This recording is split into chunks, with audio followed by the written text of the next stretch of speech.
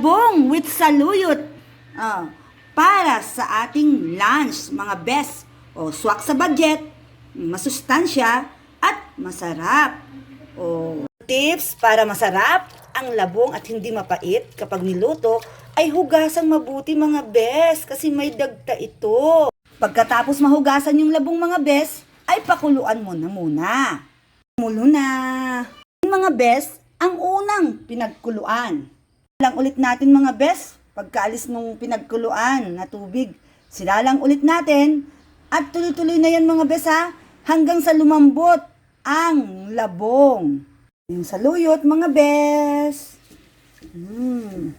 Saluyot. Ayan. Ayan. Meron lang muna. Ayan. Bango ng chicharon. Pak na pak.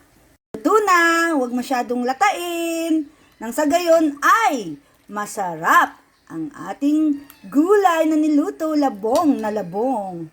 Ang bango! Ito na yung labong na niluto natin mga best.